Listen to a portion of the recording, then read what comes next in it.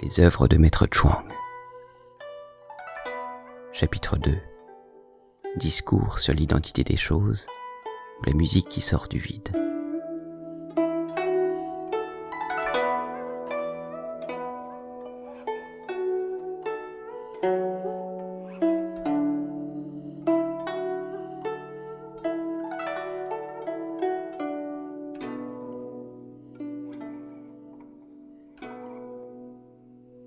Appuyé sur son accoudoir, le regard tourné vers le ciel, Tse Tsi, le maître de la muraille sud, expirait son souffle dans un état de complet abandon. On eût dit qu'il avait quitté son corps. Qu'est-ce donc ? Lui demanda peu après Yencheng Tse-Yeu, qui se tenait debout à ses côtés. Peut-on rendre son corps semblable à du bois mort, et son cœur à de la cendre éteinte ?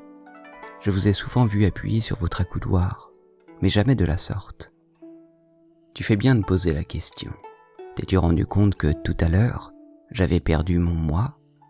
Sans doute, as-tu entendu jouer les flûtes humaines, mais non les flûtes terrestres. Et si tu as entendu les flûtes terrestres, tu n'auras certainement jamais entendu les flûtes célestes. Non, en effet. Puis-je savoir de quoi il s'agit ? Cette large masse qu'est la terre respire, et sa respiration est ce que nous appelons le vent.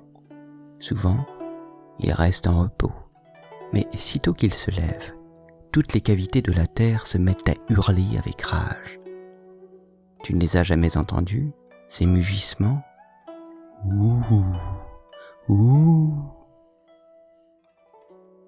Les aspérités des montagnes, ou certains arbres géants, recèlent des orifices. Ils ressemblent à des narines, à des bouches, à des oreilles, à des godets, à des gobelets, à des mortiers, à des bassines, à des fosses. Et cela gronde, gémit, mugit, rugit, râle, murmure, ulule et pleure. Ils entendent de grands « oh » auxquels de grands « ouh » répondent.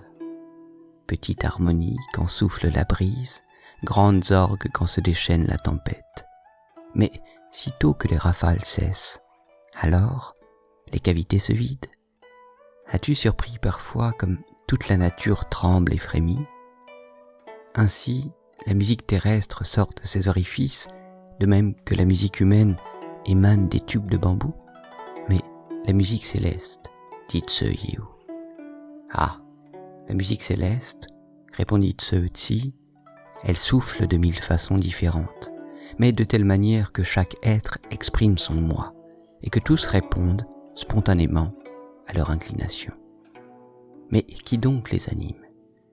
Les grands esprits voient large, les petits mesquins. Les grands discours embrassent et les petits excluent. Dans le sommeil, les âmes se mêlent, en état de veille, le corps s'ouvre. L'esprit se frotte au réel, s'y imbrique, et lui livre jour après jour un dérisoire combat.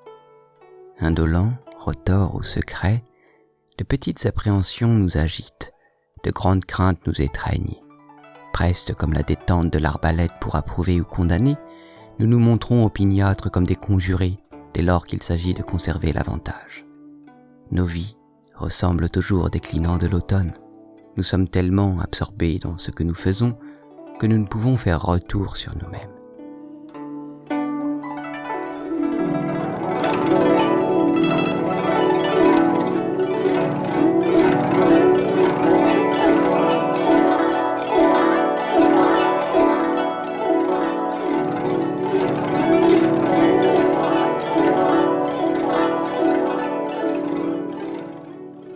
Pourtant, au fur et à mesure que la vieillesse nous gagne, nous nous sentons de plus en plus oppressés, comme si nous étions pris dans un nœud coulant, et pour finir, au seuil de la mort, notre vieux cœur fatigué ne verra jamais à nouveau la lumière. Plaisir et colère, joie et tristesse, soucis, regrets, caprices, appréhension, coquetterie, indolence, impudeur, vanité, musique qui sort du vide, fermentation produite par la vapeur, alternent comme le jour et la nuit, sans que nous sachions ce qui les fait éclore, bien que cela se passe sous nos yeux. Assez, assez. Jours et nuits, nous les subissions sans même savoir d'où ils naissent. Toutefois, sans eux, pas de moi. Mais sans moi, il ne pourrait avoir lieu. Cela nous est infiniment proche, sans que pour autant nous puissions en comprendre la cause. C'est un peu comme s'il y avait un marionnettiste dont la présence nous resterait invisible. Il produit des manifestations sensibles, mais nous ne voyons pas ses mains. Mon cher corps, tu as en tout 100 jointures, 9 orifices et 6 viscères. Lequel de tes organes m'est le plus cher? Tu les aimes tous pareils? Ou bien, n'as-tu pas une petite préférence? Sont-ils comme tes valets ou tes servantes?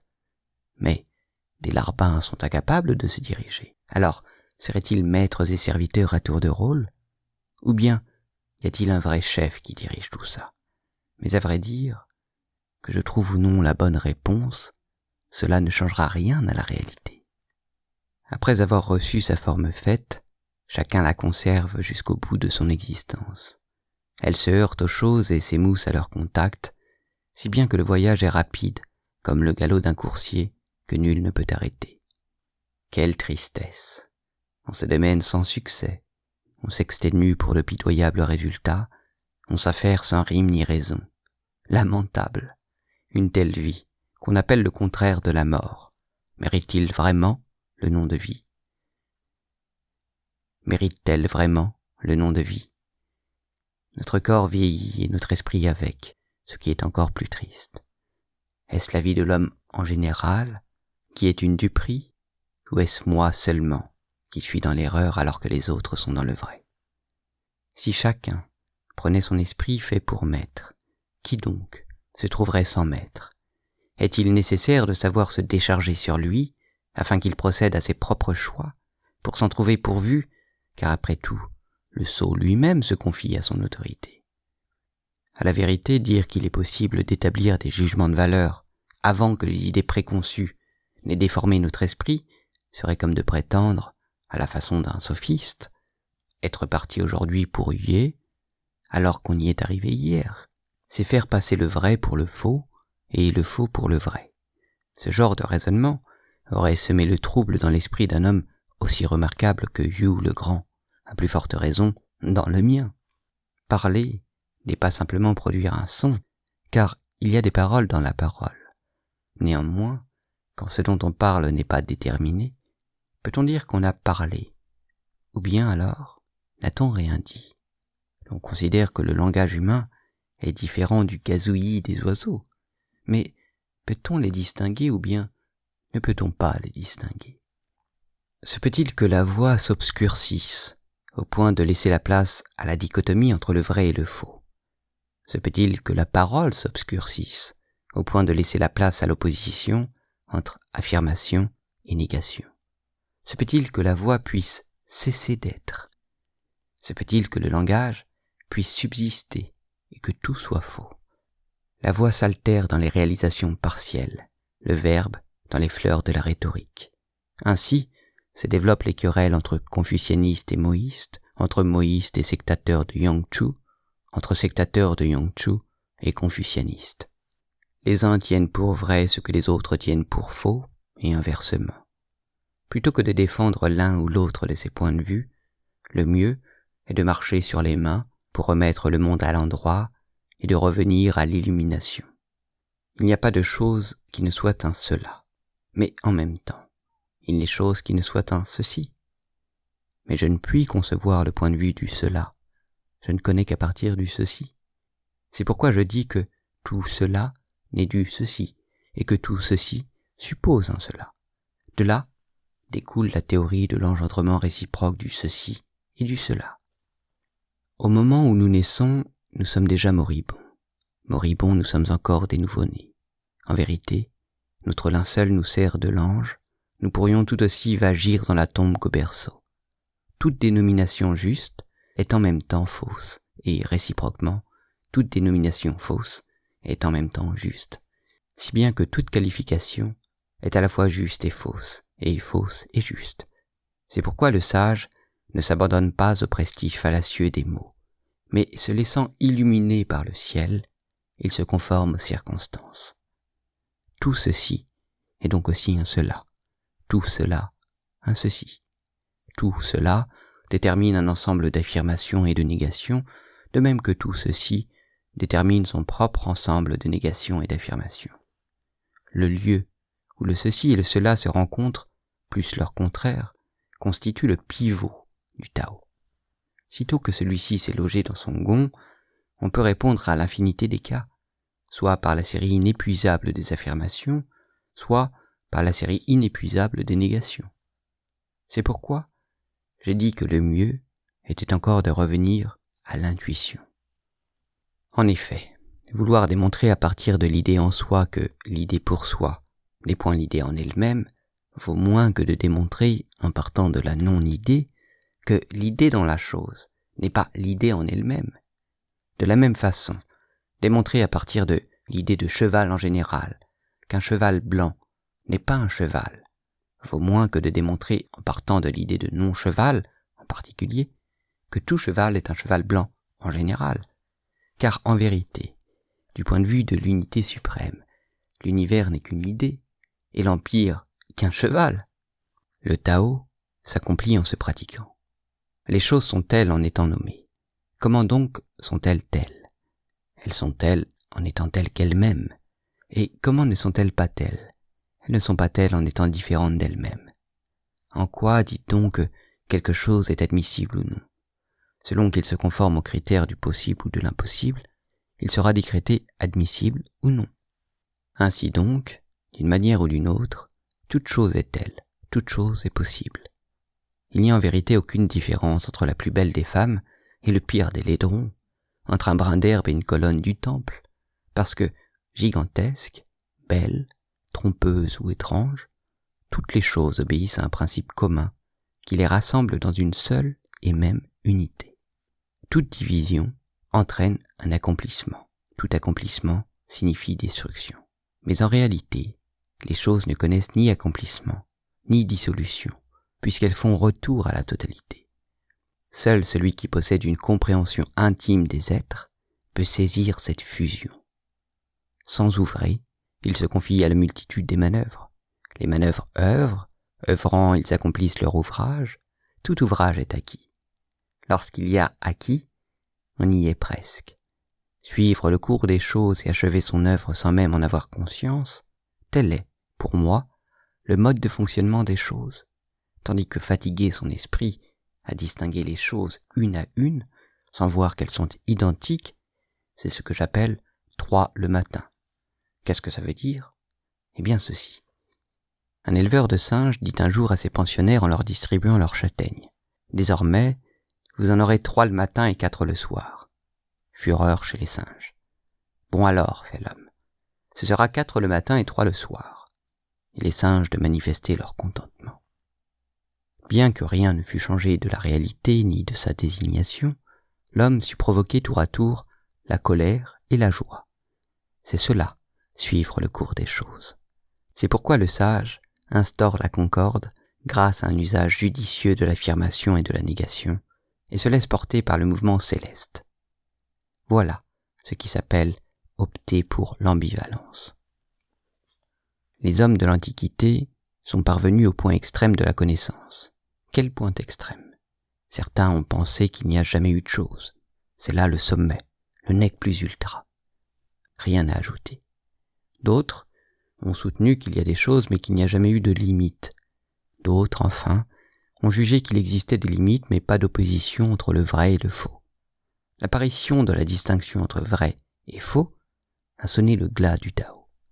Et avec la ruine du Tao, l'amour-propre a prospéré. Qu'est-ce que l'alternative entre accomplissement et non-accomplissement? Qu'est-ce que l'absence d'alternative entre les deux? Il y a alternative entre accomplissement et non-accomplissement lorsque Maître Chao frappe les cordes de sa cithare. Il n'y a pas d'alternative lorsqu'il cesse de jouer. Chao Wen en pinçant les cordes de sa cithare, Kuang, le maître de musique aveugle, en marquant le rythme de sa baguette, Maître Wei en pérorant du haut de sa chaire. Ces 3 maîtres, donc, ont poussé leur art à son point de plus haute perfection, et se sont ainsi rendus célèbres auprès des générations ultérieures. Mais leur talent leur servit surtout à se distinguer d'autrui. car pour ce qui est d'éclairer leurs semblables, un tel art ne pouvait servir à cette fin, et pourtant c'est ce qu'ils cherchèrent à faire. Ainsi, Wei-Che a-t-il fini par sombrer dans l'obscurité avec ses distinctions entre le blanc et le dur, et le fils de Chao Wen eut beau vouloir continuer la carrière de son père, il ne parvint jamais à atteindre sa virtuosité. Si l'on prétend que ces gens connurent la réussite, alors moi aussi, mais d'un autre côté, si on leur dénie tout mérite, alors ni moi, ni personne n'aura jamais aucun mérite. Le saint se méfie de tout éclat louche et trouble, préférant ne pas œuvrer pour en confier le soin aux ouvriers, ce que j'appelle avoir recours à l'illumination. Maintenant, j'aimerais hasarder une hypothèse dont je ne sais si elle est conforme à la vérité ou non. Conforme ou pas, elle est néanmoins conforme à quelque chose, dans la mesure où différente de ceci, elle ne le sera pas de cela. Quoi qu'il en soit, lançons-nous et hasardons donc. Il y a le commencement, il y a ce qui n'a pas commencé de commencer, il y a ce qui n'a pas encore commencé de ne pas commencer. Il y a l'être, il y a le non-être. Il y a ce qui n'a pas commencé à ne pas être, il y a ce qui n'a pas commencé à ne pas être de ne pas être. Dans toutes les assertions précédentes, bien que j'ai parlé de l'être et du non-être, je ne sais pas lesquelles désignent l'être et le non-être, lesquelles traitent de ce qui est, lesquelles de ce qui n'est pas. Ainsi, je viens de proférer des phrases, mais sont-elles vraiment des phrases ou n'en sont-elles pas vraiment? Rien n'est plus vaste que la pointe d'un cheveu. Même le mont Taishan paraît petit en comparaison. Nul n'a une plus grande longévité qu'un enfant mort-né. Même Peng Tzu est mort jeune à côté. L'univers existe en même temps que moi-même et je fais un avec les 10 000 êtres. À partir du moment où j'instaure le un, en ai-je déjà parlé? Mais une fois que j'ai dit le un est, puis-je encore dire que je n'en ai pas parlé? Le un non nommé et le un qui est nommé, dédoublé, forment deux éléments. Ces deux derniers, en s'additionnant, forment une troisième unité. À partir de là, même le plus habile calculateur ne pourra arriver au bout du compte. Quand on pense que pour aller du non-être à l'être, on est déjà arrivé à compter jusqu'à 3, que dire lorsqu'on va de l'être à l'être? Le mieux est de s'en abstenir et de laisser faire la nature des nombres en suspendant son action. Bien que le réel lui-même n'ait pas de limite, et que la parole ne soit pas constante, ce sont eux qui créent les bornes et les limites. Quelles sont-elles donc, me direz-vous? Il y a la droite et la gauche, il y a les catégories et les jugements, il y a les divisions et les distinctions, il y a les antagonismes et les disputes. Tels sont les 8 pouvoirs de la pensée. Ce qui est en dehors des bornes du monde, le saint la présente à l'esprit, mais se garde d'en disserter. Ce qui se trouve compris dans les bornes du monde, le sage en disserte sans porter de jugement. Il porte des jugements sur les événements consignés dans les annales historiques et les documents traitant des faits et gestes des anciens rois, mais s'abstient d'entrer dans des débats pour établir des distinctions. Dans toute division, il reste du non-divisé. Quand on distingue, il reste du non-distingué. Qu'est-ce donc, me direz-vous? Je répondrai, c'est ce que le sage garde en son fort intérieur, et ce dont le vulgaire dispute âprement, chacun cherchant à se faire valoir. C'est pourquoi je dis, disputer, c'est ne rien voir. Le Tao n'a pas de nom, l'éloquence se passe de mots, la bonté n'est pas charitable, la probité est sans raideur, la vaillance n'est pas violente. Un Tao manifeste n'est pas le Tao. Une parole diserte n'atteint pas l'auditeur. Une bonté constante fatigue. Une probité trop pure n'inspire pas confiance. Une vaillance violente n'arrive à rien. De telles vertus sont comme des cercles qui voudraient être carrés. S'abstenir de chercher à connaître ce que la connaissance ne peut connaître, voilà le mieux. Qui connaît l'éloquence sans parole et le discours muet, qui vraiment les connaît, atteint au trésor du ciel. Il s'emplit sans jamais déborder. Il se déverse sans jamais se vider, sans que l'on puisse en comprendre le processus. C'est ce qui s'appelle masquer sa lumière. Yao déclara à Chuen: « Je voudrais châtier les Tsong, les Kwai, les Sun Yao, mais cela me gâche le plaisir de régner. Pourquoi donc ? Ces 3 misérables peuplades vivent encore dans les bois, se peut-il que leur destruction puisse troubler votre quiétude? Jadis, 10 soleils apparurent ensemble dans le ciel, et la terre entière en fut illuminée. L'efficacité de la vertu ne surpasse-t-elle pas celle du soleil? Et Dante demanda à Wang, pivot du ciel. Savez-vous s'il existe quelque chose qui fasse l'unanimité? Comment le saurais-je? Savez-vous ce que vous ne savez pas? Comment le saurais-je? Alors, on ne peut rien savoir de rien? Comment le saurais-je? Néanmoins, je vais essayer de te faire comprendre mon point de vue. Comment savoir si ce que j'appelle connaître est en réalité ne pas connaître, et ce que j'appelle ne pas connaître est en réalité connaître? Permets-moi de te poser une question. Lorsqu'on dort, dans un lieu humide, on attrape un lumbago, et on a les membres tout ankylosés. Mais en sera-t-il de même pour une anguille? Juché en haut d'un arbre, un homme tremble de frayeur, mais il n'en est rien pour un singe. Lequel de ces 3 êtres sait ce qu'est la demeure idéale? L'homme se nourrit de la viande des animaux domestiques, le cerf d'herbe, la scolopendre se régale d'orvets et le hibou de rats. Lequel des 4 a le meilleur palais? Le singe fait de la guenon sa compagne, la biche s'accouple avec le cerf, l'anguille fraie avec les poissons. Les hommes considèrent Sitché et Damli comme les plus belles des femmes, et pourtant à leur vue, les poissons s'enfoncent dans les eaux, les oiseaux s'élancent dans les airs et les tigres se pourlèchent les babines, ne voyant en elles qu'un amas de chair fraîche. Laquelle de ces 4 espèces détient la vérité concernant la beauté idéale?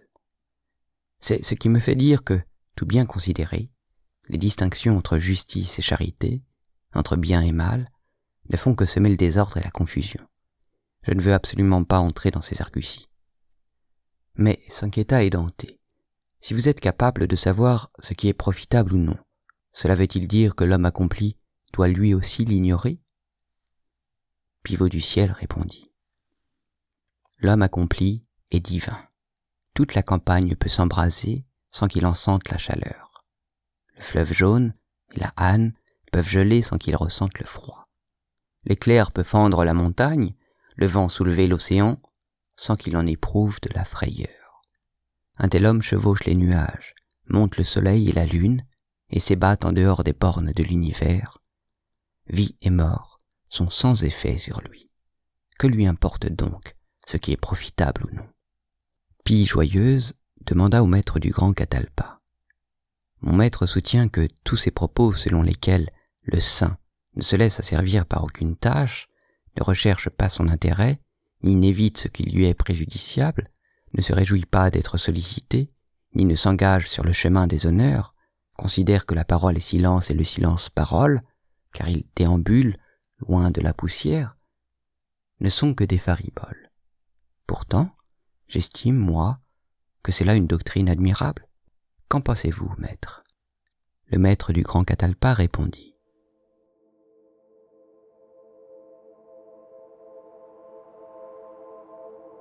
Comment cet âne de Confucius pourrait-il comprendre quoi que ce soit à des matières qui laissèrent perplexe l'empereur jaune lui-même?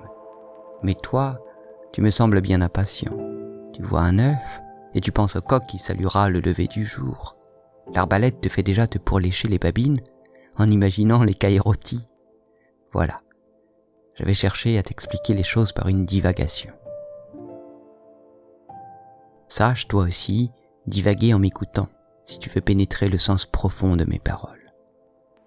Côtoie le soleil et la lune, étreins le temps et l'espace, fusionne dans leur totalité, dissous-toi dans leur obscurité fluctuante, et tu ne feras plus la distinction entre les esclaves et les nobles.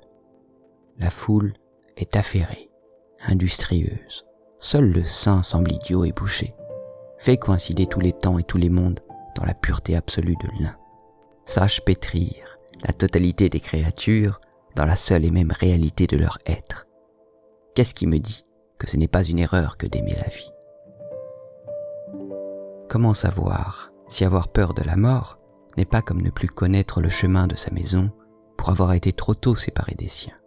Damli, la fille du préposé au bornage d'armoise, versa toutes les larmes de son corps quand le prince Tin la conduisit en ses états pour en faire sa femme. Mais après avoir pénétré dans le palais, partagé la couche royale, goûté aux viandes tendres et grasses, elle regretta ses pleurs. Qui nous dit qu'une fois morts, nous ne regretterons pas notre attachement à la vie? Qui a rêvé de viande et de vin pleure au réveil, mais qui a pleuré dans son rêve, bien souvent, part joyeux à la chasse? Nul ne sait, au moment où il rêve, que son rêve est un rêve et non pas la réalité. Il arrive même que, dans un rêve, on tire les horoscopes des rêves. Ce n'est qu'au réveil que l'on comprend que ces rêves eux-mêmes étaient rêvés. Ce n'est qu'à l'issue du grand réveil que nous réaliserons que nous nous éveillons d'un long sommeil traversé de cauchemars. Seuls les sots demeurent persuadés qu'ils sont toujours en état de veille, jusqu'au moment où, soudain, la grande transformation les dessille. Prince ou vacher, n'est-ce pas la seule chose d'assurée? Confucius et toi n'êtes que des rêves, et moi, qui vaticine ainsi sur le rêve, qui sait si je ne suis pas tout simplement en train de rêver, à moins que je ne sois le rêve d'un autre? Toutes mes paroles sont des énigmes, que seul peut-être un grand sage, d'ici des milliers de générations, parviendra à déchiffrer. Mais ce ne sera là qu'une rencontre de hasard.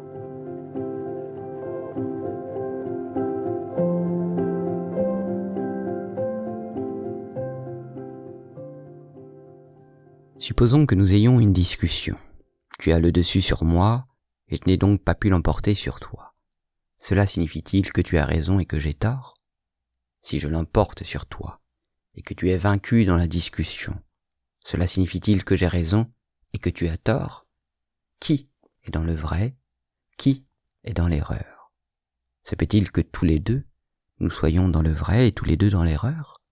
Ni toi, ni moi, ne pouvons le savoir, et une tierce personne serait tout aussi démunie. En effet, qui donc pourrait nous départager? Quelqu'un qui serait de ton avis? Étant de ton avis, il ne pourrait juger avec impartialité. Quelqu'un qui serait du mien? Étant du mien, il ne pourrait juger sainement. Quelqu'un qui ne serait d'accord avec aucun d'entre nous? Mais étant d'une opinion différente, il ne pourrait lui-même décider objectivement. Ainsi, si ni toi, ni moi, ni un tiers ne pouvons savoir ce qui est dans le vrai, faut-il que nous ayons tous les trois de nouveau recours à un autre? Mais à qui donc? Que veut dire se mettre en harmonie avec le pivot céleste? Je dirais ceci. Quand il s'agit de discuter de ce qui est et de ce qui n'est pas, ou de décider si une chose est ainsi plutôt qu'autrement, en approuvant ce que l'autre approuve, il devient impossible de faire la distinction entre le vrai et le faux, bien qu'ils soient distincts. En disant que cela est ainsi, quand l'autre juge que c'est ainsi, il devient impossible de discerner entre ce qui est ainsi et ce qui ne l'est pas, même s'ils sont différents. Les modulations des voix semblent dépendre les unes des autres, mais c'est comme si elles soliloquaient.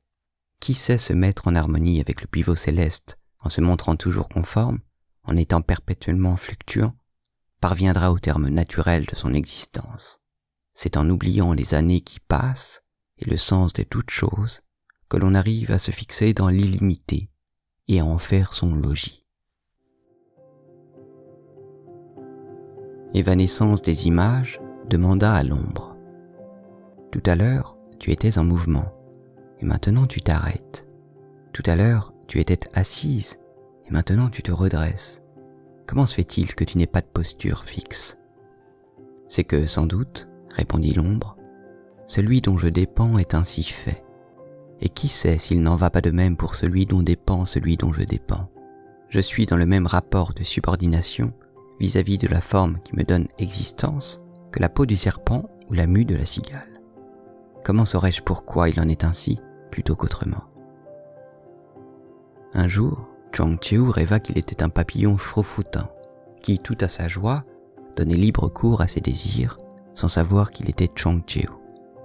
Puis, brusquement, il s'éveilla, retrouvant la lourdeur de son corps.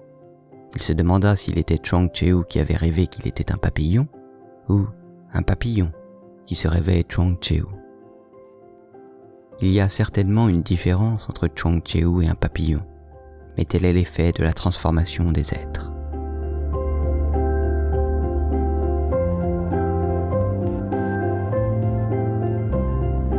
Nul ne sait, au moment où il rêve, que son rêve est un rêve et non pas la réalité.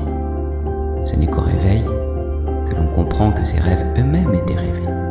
Ce n'est qu'à l'issue du grand réveil que nous réaliserons que nous nous éveillons d'un long sommeil traversé de cauchemars.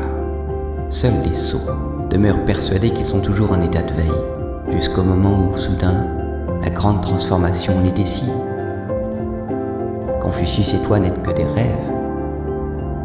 Et moi, qui vaticine ainsi sur le rêve, qui sait si je ne suis pas tout simplement en train de rêver, à moins que je ne sois le rêve d'un autre? Toutes mes paroles sont des énigmes que seul peut-être un grand sage, d'ici des milliers de générations, parviendra à déchiffrer. Mais ce ne sera là qu'une rencontre de hasard. Les œuvres de Maître Chuang. Chapitre 2. Discours sur l'identité des choses, ou la musique qui sort du vide.